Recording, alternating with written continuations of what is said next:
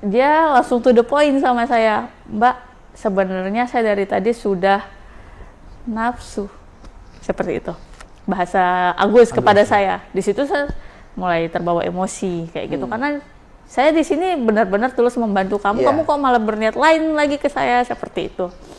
Akhirnya saya bilang, kamu jangan macam-macam, nanti saya gelindingin kamu di tangga ini, seperti itu. Udah emosi ya? Ya sudah emosi, sudah emosi, karena kata-kata yang minta dia dikeluarkan cairan itu saya sudah kayak kesel aja gitu. Ya? Terus dia bilang, soalnya burung saya sudah berdiri, seperti itu. Di situ ya, tatapan saya langsung ya udah kok ke Alfitranya, dia memperlihatkan dari luar, jadi dia nggak membuka ya, dia nggak membuka, dia memperlihatkan memang agak sedikit naik. Agak sedikit naik di situ saya betul-betul marah. Enggak, saya bilang kayak gitu, kamu sama macam-macam, nanti saya gelindingin kamu. Akhirnya si Agus minta tolong, boleh nggak saya minta tolong lagi sekali, saya pinjam handphonenya, teleponkan ibu saya ke nomor yang tadi.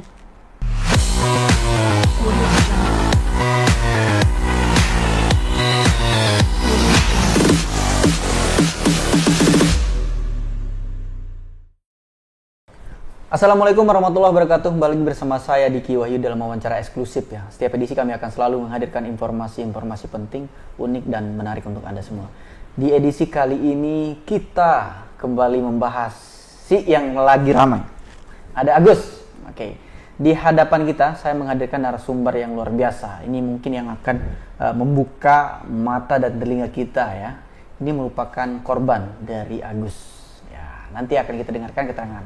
Saya sapa dulu narasumber kita. Assalamualaikum, Mbak. Waalaikumsalam. Sehat ya? Sehat. Oke, bersedia diwawancara sama saya? Bersedia. Oke, tidak ada tekanan ya? Siap. Oke, terima kasih. Oke, ini merupakan korban kesekian. Ya, saya tidak mau menyebutkan. Dari yang informasi berkembang sekarang kalau nggak salah sudah menjadi 17 nggak 19 ya. Ini merupakan salah satu dari mereka yang berani berbicara. Ini ya kita tentu mengapresiasi ya, karena ada salah satu di antara mereka berani berbicara ke kita semua untuk meluruskan informasi ini sebenarnya. Sehat Mbak kan? Sehat. Oke. Gimana kabar hari ini? Baik? Alhamdulillah baik. Satu hari kenal? Satu hari kenal. Oke, itu gimana ceritanya? Oke. Jadi di sini saya mulai menceritakan awal saya mulai ketemu dengan saudara Agus pada bulan Februari tahun 2024. Itu akhir bulan Februari tepatnya. Pada pagi itu jam 9 atau enggak jam 10 pagi saya dari kos, kebetulan kos saya dengan Taman Udayana tidak terlalu jauh, jadi saya kos dekat sekitaran taman tersebut. Saya berniat pergi mencari makan, mencari sarapan seperti itu. Jadi saya dari kos jam 9 atau enggak jam 10 pagi itu jalan kaki ke Taman Udayana. Jadi sampai di Taman Udayana saya cuma mau sarapan doang sama minum, ya udah, habis itu balik kayak gitu. Baliknya saya jalan sedikit sampailah saya di tempat di mana di situ pos polisi dekat Taman Udayana. Posnya di situ. Saya duduk di situ, sembari saya udah pesan ojol nih, mau balik ke kos seperti itu. Saya duduk udah beberapa menit juga, tiba-tiba si Agus ini datang menghampiri saya gitu.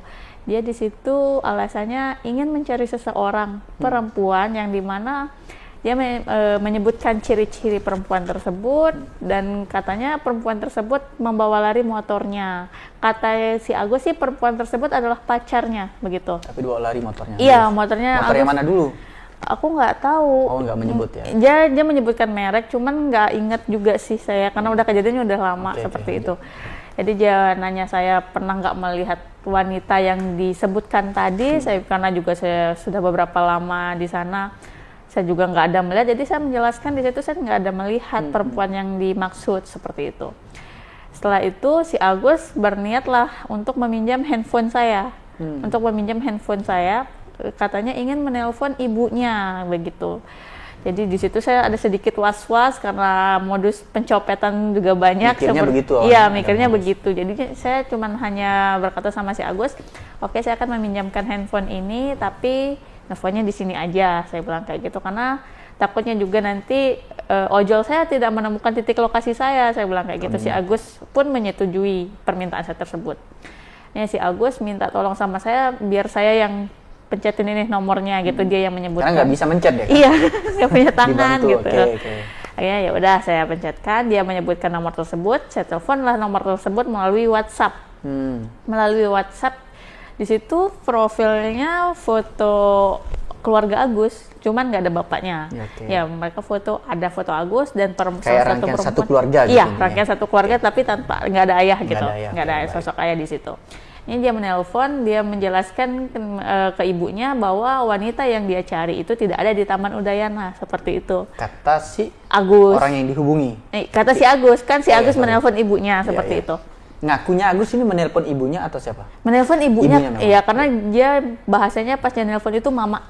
Memang jelas disampaikan gitu. Iya, dia menggunakan bahasa Indonesia. Banyak netizen yang bilang dia menggunakan bahasa apa, dia menelponnya itu menggunakan bahasa Indonesia. Iya, jadi saya mudah mengerti dan memahami seperti itu. Setelah selesai menelpon, ojol saya datang.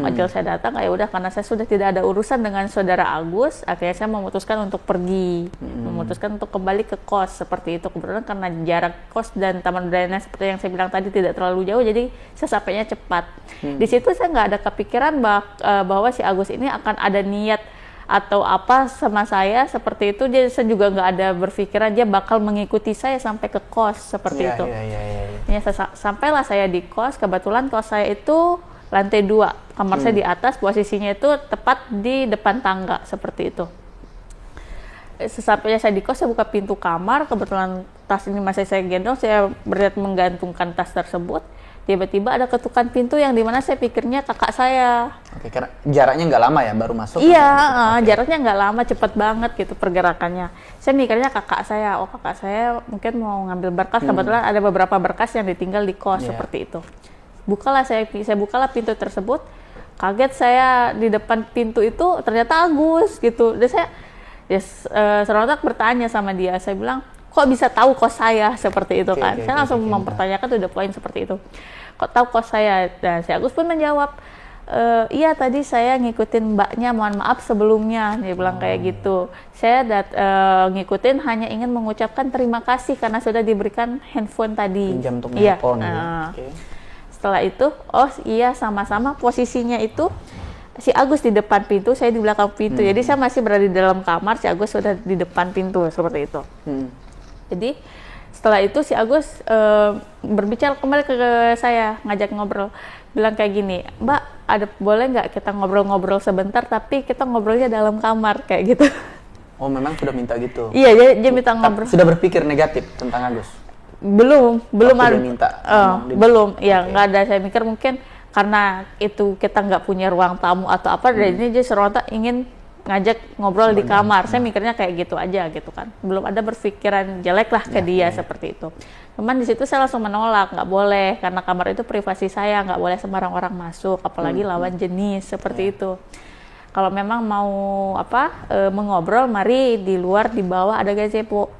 Si Agus pun menyetujui, akhirnya kami turun. Saya tutup pintu, kami turun, kami berdua turun. Dan sampainya kita di gazebo, di situ saya dan Agus mulai duduk. Si Agus lah memulai pembicaraan, dia memperkenalkan dirinya, dia kasih tahu nama lengkapnya, alamatnya, dan dia kuliah di mana seperti itu. Dan dia juga mengatakan bahwa dirinya adalah seorang guru di salah satu sekolah di Mataram. Iya, seperti itu. Setelah itu si Agus mengatakan lagi bahwa dirinya yang sedang viral, saya yang sedang viral itu loh. Saya nggak tahu apa-apa. Hampir sama-sama yang korban lain berarti ya? Iya, sepertinya sama.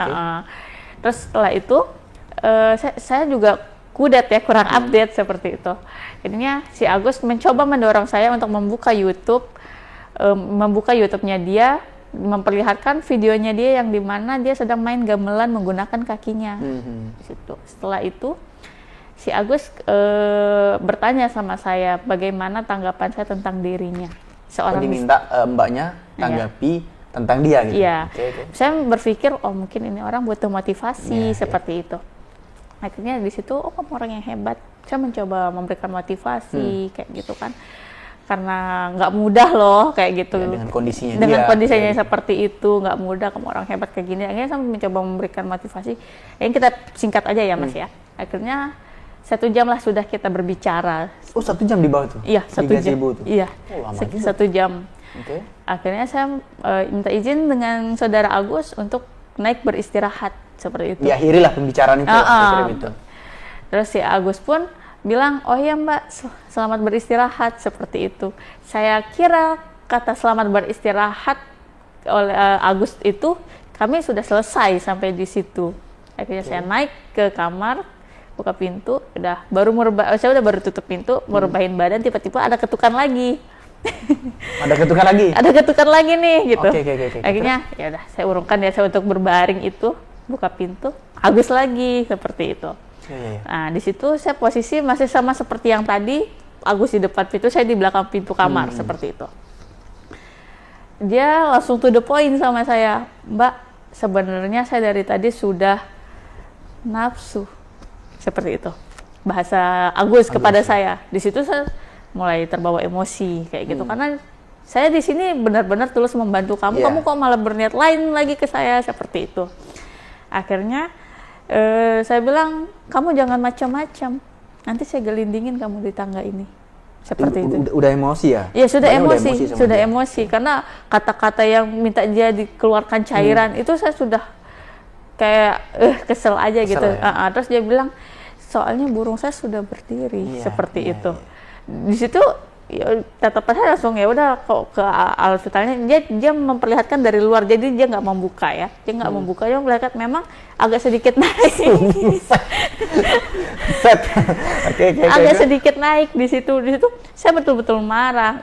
Enggak, saya bilang kayak gitu, kamu sama macam-macam, nanti saya gelindingin kamu. Akhirnya si Agus minta tolong, boleh nggak saya minta tolong lagi sekali, saya pinjam handphonenya, teleponkan ibu saya ke nomor yang tadi. Seperti itu. Terus ya udah, di situ saya juga masih posisi sudah pegang HP, jadi saya nggak melepas pintu tersebut gitu kan. Saya posisi tangan yang kiri di pintu misalnya. Saya megang HP, ya. Saya teleponin lah ibunya ini. Nomor yang tadi. Nomor yang tadi. Situ saya speaker lagi gitu kan.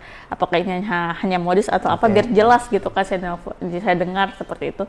Di situ dia ngomong, Mak, boleh nggak saya memberikan, dia kan kami sudah berkenalan, dia menyebutkan nama saya, sedangkan maksud saya nanti ya kita cerita itu.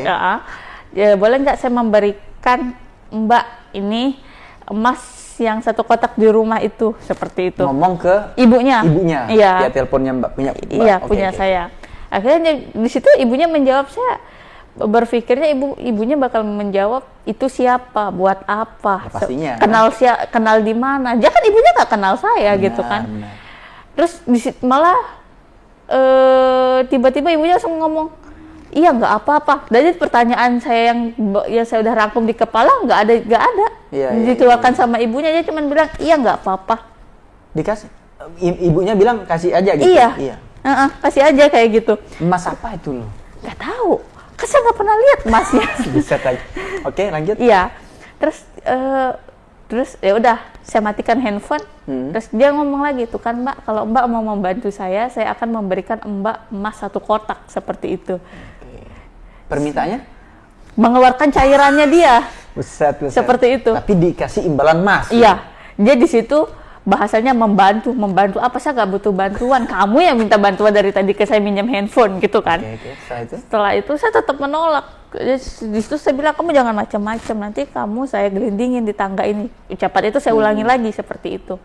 Akhirnya si Agus ini tidak puas dengan ucapan saya, dia mencoba mendorong pintu itu, mendorong badannya untuk masuk ke kamar saya. Di situ saya menahan, dan memang seperti yang saya bilang di komentar-komentar saya di media, dia hanya tidak punya tangan, bukan tidak mempunyai hawa nafsu, dia mempunyai organ vital yang masih berfungsi. Seperti itu. Dan memang tenaganya kuat. Untuk kami ya, kaum Hawa seperti itu, tenaganya kuat. Saya pun hampir terpental di situ. Tapi saya ya udah, saya berdoa semoga saya dilindungi. Saya melihat dia agak lengah, sedikit mendorong ke belakang seperti itu.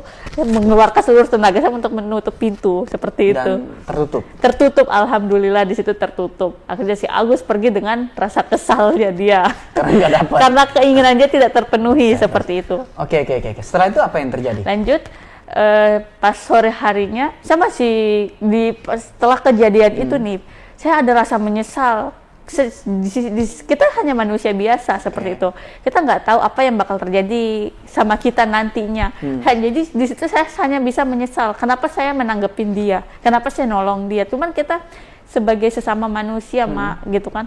Ya selagi saya bisa bantu, saya bantu gitu. Iya. Karena saya memang benar-benar niat saya tulus. Kesal karena dia ujung-ujung begitu. Kesel ujung-ujungnya kayak gitu. Terus lanjut sore harinya kakak saya datang, pulang kantor, datang ke kos saya seperti itu. Di situ saya menceritakan lah, saya bertemu seseorang, saya awalnya saya menolong orang tersebut, ternyata orang tersebut membuntuti saya dan berniat tidak baik sama saya. Di situ kakak saya was-was. Jadi daripada jangan ada part 2-nya lah. Iya, jangan ada sesi keduanya. Iya, seperti itu.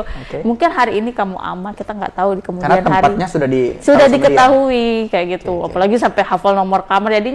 Jadi kan pergerakannya itu cepet banget nih Mas. Jadi saya nggak ada feeling dia mau gedor satu-satu pintu itu. Nggak mungkin banget, pergerakannya cepet banget gitu kan. Iya.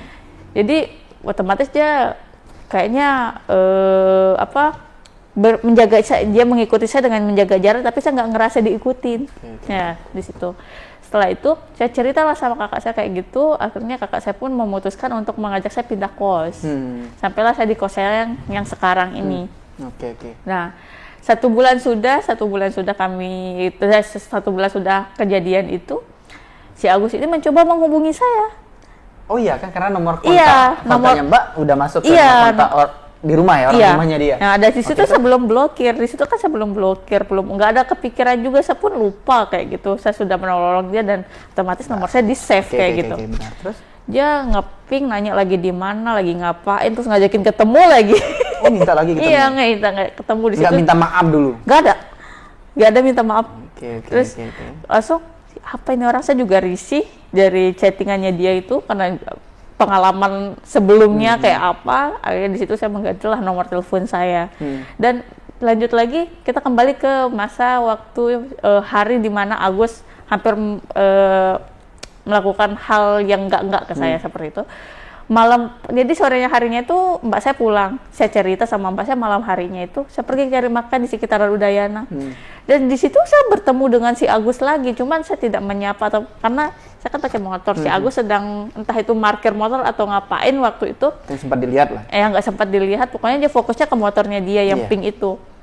Di situ, terus saya tunjukin sama kakak saya, itu loh orang yang tadi mau macem-macem. Terus kakak saya bilang, udah dek, nggak usah dilihat. Udah dia kayak gitu.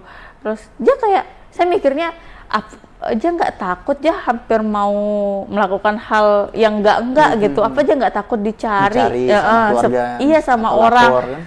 Apalagi posisinya itu kan saya menyebut kita pertama kali ketemu di Taman Udayana, dan dia masih berkeliaran di Taman Udayana itu tanpa kayak anu banget, tebel banget. Oke. Selain itu selesai komunikasi dengan Agus. Nggak pernah komunikasi lagi sampai pada akhirnya terbitlah berita di mana si Agus memperkosa mahasiswi. Di situ si korban dipuli habis-habisan dengan netizen. Disitulah hati saya mulai tergerak karena kalian netizen nggak tahu Agus itu siapa, predator itu gitu kan. Karena saya di sini juga hampir menjadi korban kayak gitu. Ya bedanya sama saya dengan mahasiswi tersebut, saya bisa melindungi diri saya. Mungkin kalau mahasiswi tersebut tidak ada pilihan lain. Seperti yang diberitakan, diintimidasi seperti itu. Jadi kayak klarifikasinya Agus itu saya tetap komentar di situ. Saking keselnya, saking keselnya, seolah-olah kayak nggak berbuat apa-apa, seolah-olah dia yang menjadi korban kayak gitu. Baik, saya bertanya kemudian, kalau yang berkembang kan ada tuduhan nih kepada orang tuanya emang. Iya. Ada persekongkolan katanya. Iya. Kalau mbaknya dari kejadian yang tadi, kira-kira benar nggak? Saya rasa ada, karena di situ ada unsur membantu. Karena waktu si Agus bilang saya mau kasih emas Mbak itu jelas emas ya? Dia menyebutnya emas. Cuma kan dia nggak paham emas apa maksudnya? Iya, dia cuma bilang 1 kotak emas. Jadi saya nggak ada kepikiran emas yang dia mau berikan ke saya itu kayak gimana. Dengan Karena kondisi mohon maaf ya. Iya, apalagi itu kan hanya ucapan. Dia nggak kayak kalau dia bawa bisa jadi kita bisa lihat jadi emasnya. Kan itu hanya ucapan agar kita memenuhi kehasratnya dia itu, hasrat bejatnya dia itu. Iya, benar. Oke.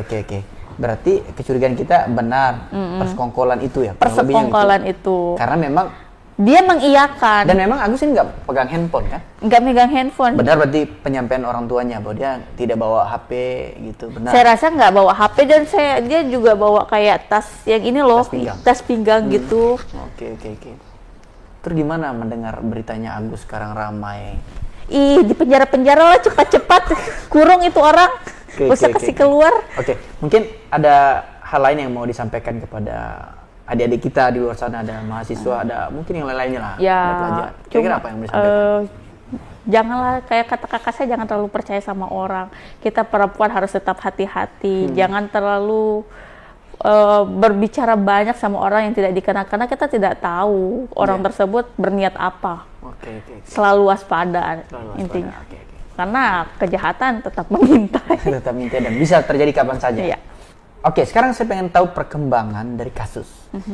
Mbak posisinya di kasus yang sedang bergulir dan menetapkan Agus sebagai tersangka sebagai apa? Pelapor, saksi atau apa? Pelapor saya. Pelapor juga? Pelapor, karena kan di situ. Pelapor keberapa jadinya? Keempat. Iya. Oke, berarti yang pertama yang di Udayana itu pertama berarti ya? Pertama, itu awalnya kan saya kenapa bisa saya melaporkan? Karena awalnya saya memang tidak ada berniat untuk melaporkan karena hal tersebut nggak ada sampai persetubuhan seperti itu. Jadi buat apa ngabisin kertas HVS gitu kan? Iya, benar-benar. Iya kan. Jadi di situ saya komentar sampai di akun Instagram Hotman Paris saya dihujat habis-habisan. Di Instagram saya benar-benar dihujat waktu awal-awal itu karena banyak netizen yang ketutup matanya, yang dia nggak mungkin bisa melakukan itu karena disabilitas. Hey, dia cuma punya tangan, nggak punya tangan gitu. Tapi punya yang lain. Iya, punya yang lain kayak gitu. Kan masih berfungsi, otaknya masih berfungsi, organ vitalnya masih berfungsi. Kenapa saya bilang masih berfungsi? Masih bisa nafsu, gitu. Dan dia minta. Bisa. Oke, jadi saya sangat tertarik dengan kasus Agus ini begini. Kalau sepintas dalam wawancara saya pertama dengan Agus itu memang ya netizen ya atau masyarakat di luar sangat percaya bahwa Agus tidak bisa melakukan itu. Tapi begitu kan. Nah, setelah muncul beberapa korban yang menyampaikan dan Mbak adalah orang yang berani berbicara di hadapan orang banyak atau melalui tempat kami ini, itu yang ditunggu sebenarnya. Tapi dengan penyampaian hari ini ya tentu meyakinkan bahwa Agus tuh benar-benar melakukan. Jadi ya saya nggak berharap, bukan nggak berharap, pasti saya sangat berharap mata semua netizen terbuka seperti itu. Jangan stop menjudge korban. Kami ini korban gitu, dia penjahat seperti itu. Dan nggak tahu apa-apa. Iya, kalian nggak tahu apa-apa, seperti apa kejadiannya, menakutkan apa kejadiannya. Jadi stop menjudge, jangan bilang kita bodoh, goblok, kenapa kita nggak melawan. Kita mungkin sudah berusaha melawan, cuman mungkin tenaga kita atau seperti korban yang pertama diintimidasi dan tidak ada yang bisa dilakukan lagi karena mungkin dia sedang berada dalam masalah. Kalau kita berada dalam masalah, otak kita buntu, nggak bisa berpikir. Bahkan seharusnya saya waktu kejadian itu harusnya berteriak, tapi saya tidak terpikirkan untuk berteriak. Dengan kondisi dia mungkin ya membuat kita merasa gimana? Enggak juga, saya karena rasa ketakutan juga waktu itu. Kalau dia sampai gimana, hancurlah saya. Terus saya mau buat laporannya kayak gimana? Terus saya ketawain oleh seluruh rakyat Indonesia diperkosa sama orang dengan kondisi disabilitas ya. Oke. Baik, Mbak ya, terima kasih atas wawancara. Saya rasa ini cukup membantu menjelaskan kepada masyarakat luas di sana bahwa informasi, apalagi Mbak di sini posisi sebagai pelapor ya, salah satu pelapor dari korban yang kurang lebih sekarang katanya 17, banyak lah, terus meningkat terus nih lapornya. Mudah-mudahan tidak sampai 31 lah, bentar lagi 31 Desember ya. Oke, itu dia wawancara kita secara eksklusif dengan salah satu korban, Agus, yang berani menyampaikan langsung di hadapan kita. Sampai ketemu di edisi berikutnya, saya Diki Wahyudi pamit undur diri. Wassalamualaikum warahmatullahi wabarakatuh.